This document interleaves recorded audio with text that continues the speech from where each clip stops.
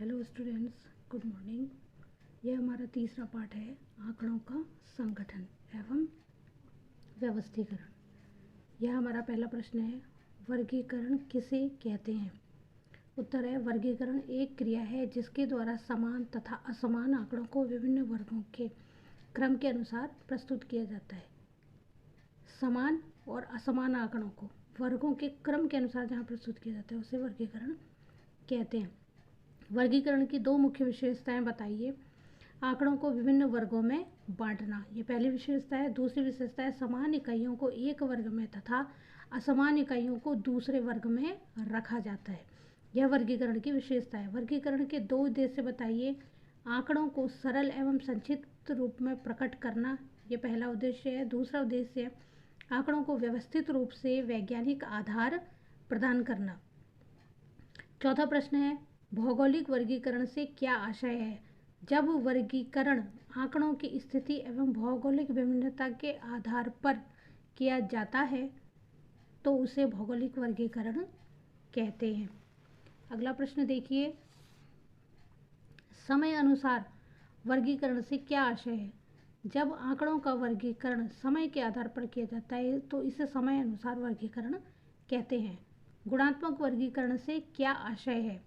जब आंकड़ों को गुणों विशेषताओं के आधार पर धर्म बौद्धिक स्तर पर वर्गीकृत किया जाता है तो इसे गुणात्मक वर्गीकरण कहते हैं। यानी कि आंकड़ों के गुणों के आधार पर और इसको धर्म और बौद्धिक स्तर के आधार पर कि किसकी बौद्धिक स्तर कितना है, इसके आधार पर वर्गीकरण किया जाता है तो इसे गुणात्मक वर्गीकरण कहा जाता है।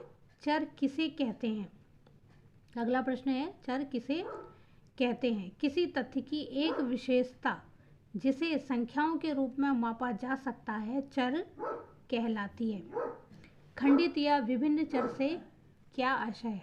अगला प्रश्न है हमारा, खंडित या विच्छिन्न चर से क्या आशय है? वे चर जिनके मूल्य पूर्णांकों में प्रकट किए जाते हैं खंडित चर कहलाते हैं।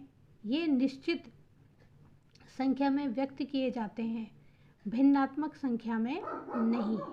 इनकी संख्या निश्चित होती है, भिन्नात्मक नहीं होती है। अगला क्वेश्चन है प्रश्न नंबर 9, अखंडित या अविच्छिन्न चर से क्या आशय है?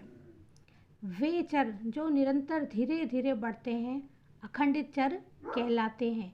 ये भिन्नात्मक होते हैं, अर्थात निश्चित सीमा के अंदर इनका कोई भी मूल्य हो सकता है। भिन्नात्मक हो सकते हैं यानी कि अलग अलग होते हैं, और निश्चित सीमा के अंदर इनका कोई भी मूल्य हो सकता है। ये धीरे धीरे बढ़ते हैं इसीलिए ये अखंडित चर कहलाते हैं।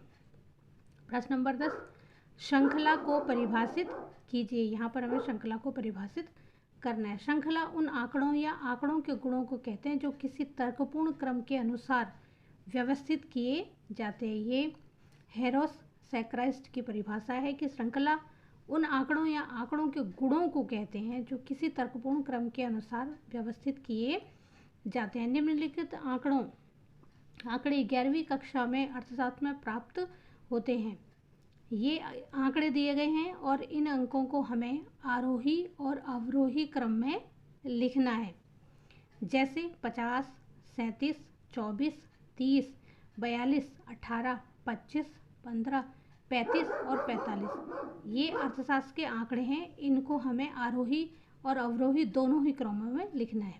तो उत्तर है आरोही क्रम में। देखिए, सबसे पहले हम लिखेंगे 15 को, फिर हम लिखेंगे 18, फिर हम लिखेंगे 24, फिर हम लिखेंगे 25, फिर 30, फिर 35, फिर 37, फिर 42, फिर 45, फिर 50। यानी कि इन्हें अवरोही क्रम बढ़ते हुए क्रम में हमको लिखना है। जैसे 15, 18, 24, 25, 30, 35, 37, 42, 45, 50 ये संख्याएं क्या हैं? नीचे से ऊपर की ओर बढ़ रही हैं। यह अवरोही क्रम है। और आरोही क्रम में 50, 45, 42, 37, 35, 30, 25, 24, 18 और 15 इन्हें हमें अवरोही क्रम में लिखना है। यानी कि ऊपर से संख्या बढ़ेगी और नीचे की तरफ वो घटती घटती घटती घटती चली जाएगी, यानी 50 से डाउनफॉल होगा। तो ये क्या है? अवरोही क्रम है। और यह बढ़ता हुआ क्रम है और यह अवरोही यानी कि घटता हुए क्रम में हमको इसे लिखना है। ये छोटे छोटे शॉर्ट क्वेश्चन हैं और यह पेपरों में अक्सर आते हैं और इनमें अच्छे नंबर मिल जाते हैं। इसलिए आप सभी इन्हें ध्यान से सुने और पढ़ें। Thank you for watching.